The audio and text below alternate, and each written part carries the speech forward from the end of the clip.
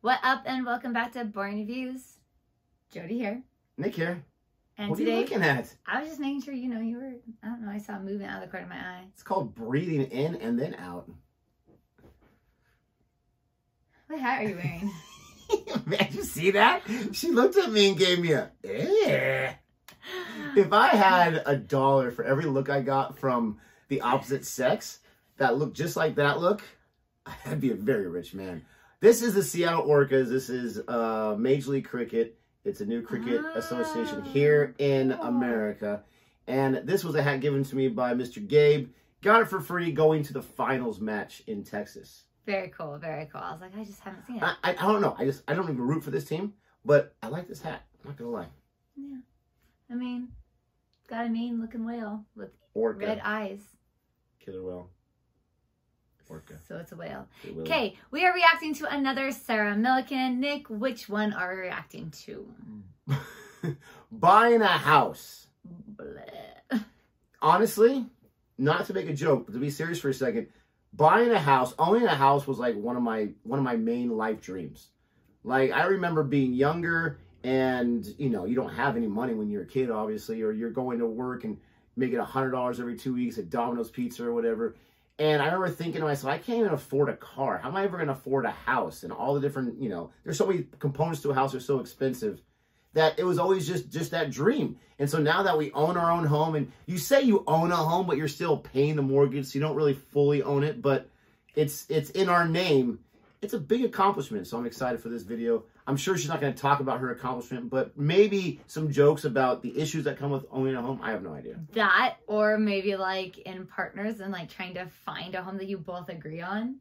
Because we have very different styles. Yeah, she likes the no roof style. I like the roof style, so.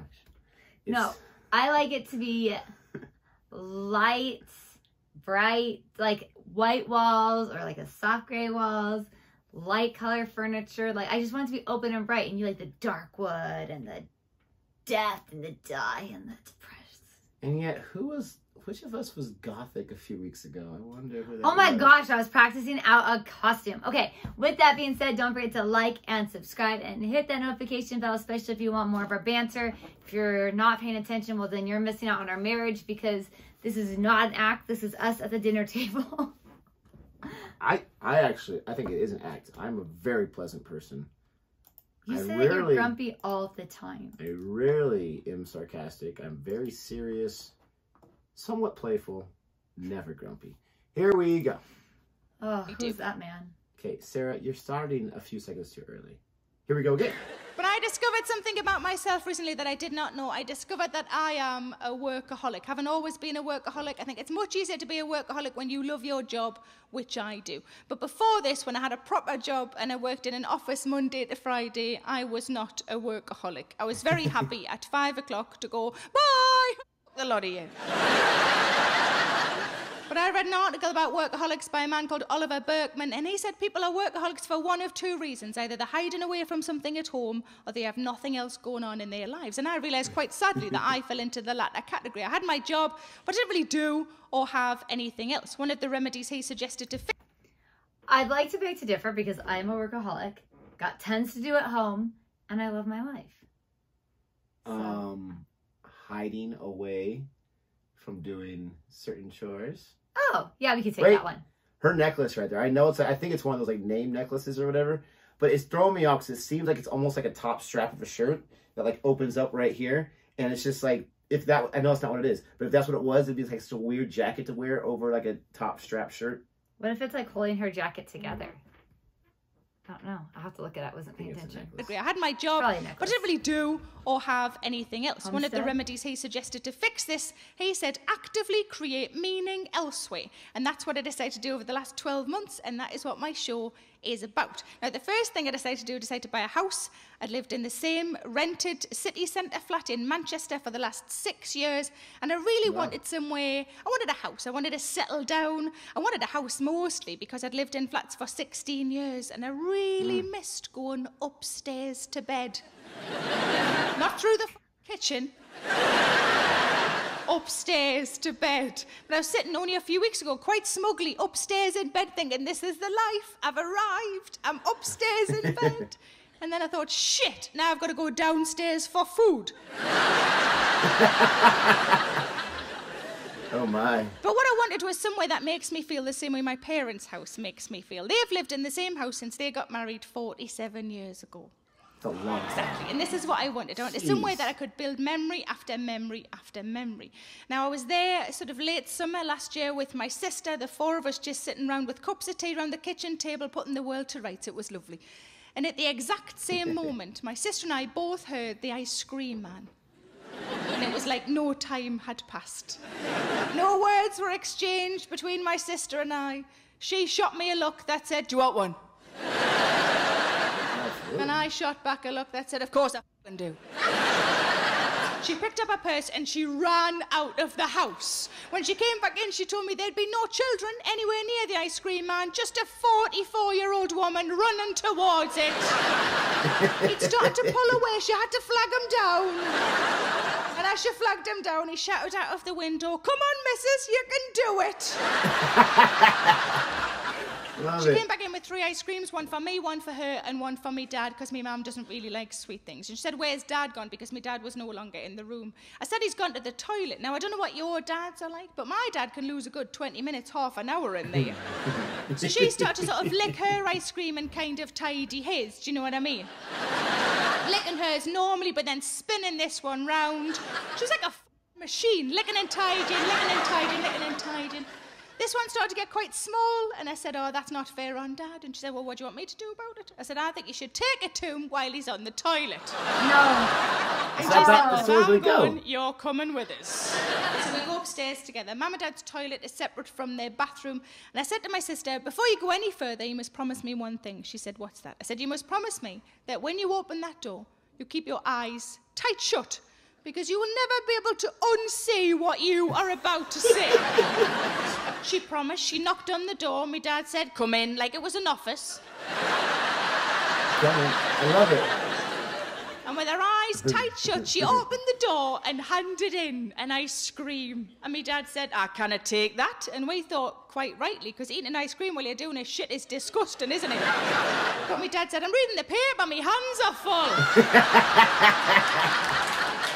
Priorities, come on.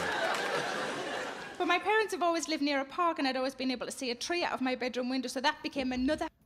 I just love how, like, committed his daughter was to giving him his ice cream. Like, I know. she could have said, "Oh, well, he's not going to know about it. We'll just throw it away. It only cost me a few But I would have put it in like the pounds freezer or whatever." something. I don't know. Popsicle, how are you going to do that? Like, I just like the commitment. And 20 to 45 minutes, it's quite accurate. Were you the one telling me that? Yeah. Someone was telling me, like, I use the bathroom for a few minutes, and my dad's in there for like 30 minutes or something. Maybe it was one of our kids that said it, but truth be told, you and our youngest son just sits there and watches YouTube. Yeah. So he's just escaping the world. But no. Listen. Most people are in and out. Guys, they're like... There's no more important business to be had than in what I call the office, okay? Just saying, you got some faxes to send, all that kind of stuff. That priority. I wanted to see a tree out of my bedroom window. Didn't give a shit if it was on a f***ing roundabout. Just a tree. But it became very clear early on that I'm not massively suited to country living, having lived in the city centre for so long. I drove along a lovely country lane, and I saw a white marquee tent. And instead of thinking, "Oh, somebody's having a lovely summer party," I just thought, "Oh, someone's been murdered."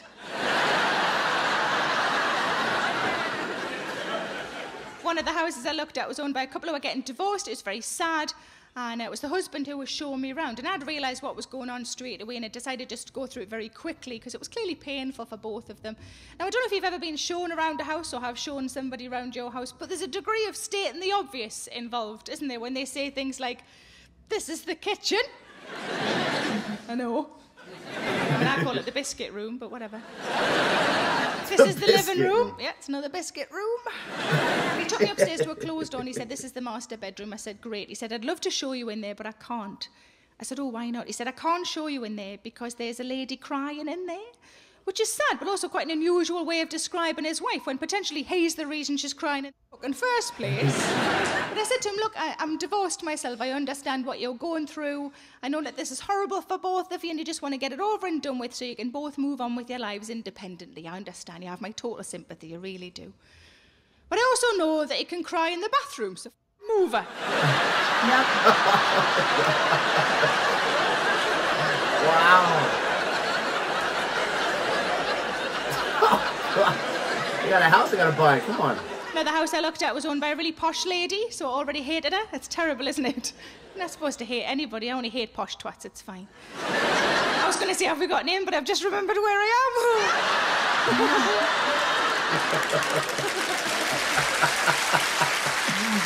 Yeah, the balls still the same. Yeah, you're all clapping. There'll be a couple of people at the back from Jesmond going, actually, there are posh people in tonight. But this posh lady was very dramatic in all of her gestures. She said to me, there is underfloor heating throughout. I said, that doesn't impress me, love. I've got slippers. And then, as if to hammer it home, she said, there isn't a single radiator in the whole building. And I, because sometimes my mouth kicks in before my brain's had a chance, just said, well, how'd you dry your knickers then? And the friend that I was with said, just chuck them on the floor.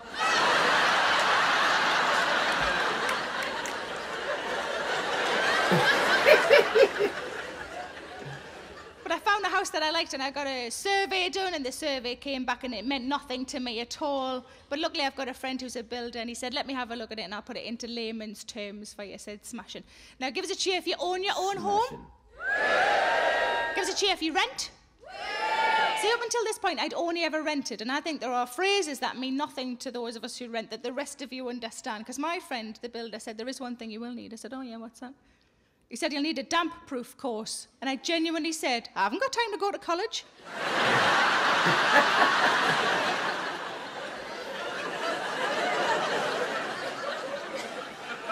But the house that I bought had a log burner. I've never had a log burner before. I got quite excited about the log burner. Not as excited as my fella did. He just went, oh my God, we'll be able to get a toasting fork. Oh, we'll be able to toast things. And I thought, he does know I've got a toaster, doesn't he? And I went straight out. He went to work. I went straight out and bought a toasting fork. And I came back in, I grabbed a loaf of bread, and I thought, I'm just going to sit and work my way through. I love toast. But I couldn't get it to work, and I rang him and I said, I can't get it to work. He said, how can it not work? It's fire and bread. And I told him what I'd been doing. Turns out I should have had the little door open.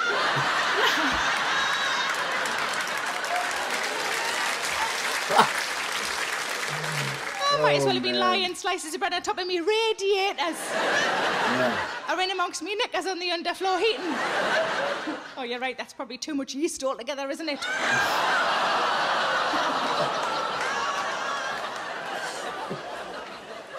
But when I moved from the flat to the house, I had bits and bobs of furniture, not much, but I had some stuff, and I was trying to work out what would best go where.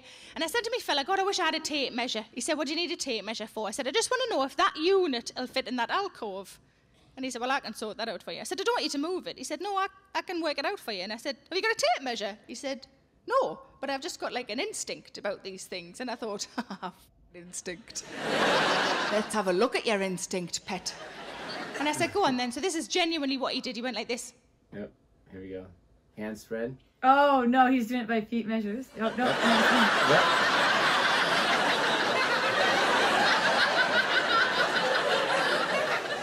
Yeah, that'll fit. Unfortunately, it's not working. Is that it? You could at least got your cock out and done 6 inches, 6 inches, 6 inches. Hello, it's... I thought that, or I thought the foot, because I always do the feet measurements where you put one foot in front of the other. Yeah. And then you walk that, and then you go walk that next area. Because it's more accurate than this, which your hands change even though you don't realize it. Yeah, it's the worst thing ever. It's like when you're measuring yourself against someone else, you're like, oh, I'm taller than you. That's awesome. Yeah. It just doesn't work. And if you have to ask the question, do you think that'll fit there? That means it might be pretty tight. And if you're off by a little bit, it's awful. Yep. But it's funny how we as people, are probably just guys, we just think, oh, I got this. I can figure it out. And then you do it, you're like, oh, I guess I was wrong. Really? What if we had that tape measure the whole time to find out for sure? I've learned. I'm just saying, in our family room, that tree I found, that Christmas tree would fit perfectly. This is a conversation we had hours ago. And do you ever know someone that does that where they want something and they bring it up and you're like, no, I don't want to do that. And then they bring it, no, I don't want to do that. Other places in the world would call that harassment, okay? But not for her. You know, what about this tree though? I think skinny Christmas trees, in my personal opinion, are the most worthless things of all time. I like a big, full Christmas tree. I do. Sorry. Okay, but I just do. I love a big, full Christmas tree. And we have one. But we got new furniture in our family room, and we were trying to like figure out, okay, well, now that the way the furniture fits, it offers a lot more seating, which is nice for when we have like all of our family over and stuff and our kids' friends. But there's not really a good spot to put our Christmas tree. But if we got a skinny Christmas tree, it would fit perfectly with the presents. So I was just like, hey, what if we get a skinny Christmas tree? But it would fit perfectly with the presents? Yes, because the big fat one is beautiful and lovely, but it takes up so much space that now we have to figure out where to put everything else. If we had a skinny one, it would go right next to it. What I'm going to say now is going to make me sound like we're... a dick? No, I'm not afraid of that. Is, like that we have more money than we have. We don't. But we have always... The presents go outside the big tree anyway, so a smaller tree is not going to make a difference. Anyways, we are like completely having a marriage conversation right now. But my point is she'll just keep... And for weeks on end, she'll just keep bringing it up and keep bringing it up. So check back in a few weeks. Comment, hey, Nick, how are you doing? Have you got that skinny Christmas tree or not? Have you held up? I'm just saying it because it's 70% off today, and I have a 25% off coupon. It's 100% off if you don't buy it. So with this one, tell that to her all the time. This compilation was fantastic. It was kind of different because it was nice for us to see like the opening of one of her acts or whatever, sets, if you will, and how she kind of didn't spend too much time in each joke or whatever she would here or there, but she spent enough time to tell that story. It all came together with whether it was a toast on the radiator or the yeast joke. That was a classic joke right there. Or get your wife out of the freaking bedroom. Yeah. And then the log, what do they call it, a log burner? Yeah. Call it a fireplace. That's awesome because where we live, they don't build houses with fireplaces ever. And it might just be in this area because it's such a dry, hot area anyway in the desert. But that for us, that would totally probably sell us on a house if they had a fireplace because that'd be awesome. So tell us, is a log burner a fireplace or is it the type of like stove oven set that you put logs inside and that's why you'd have to open the door? Because we were in a flat in Edinburgh. I just thought she meant like the glass thing in the front. You open the glass. So let us know. So it protects from the embers going out and burning your house. And that could be. I took the log burner as like that stovetop that was that oven set that was in the flat that we stayed in the kitchen. It's not a Dutch oven. What do they call those things? Anyways, let us know what it is. I thought it was a fireplace. Could be wrong. But this was fantastic. It's been several weeks since we reacted to Sarah Millican. So thank you so much for watching our reaction. Quick social experiment. I had a comment that said I watched the video all the way through, which we appreciate that. The number is 72. For those that watch this all the way through, comment 72. I'll give you a heart. I'll send you a comment. Just want to see who does watch it all the way through. Thank you so much for watching. If you like this, don't forget to like and subscribe. And until next time. Goodbye.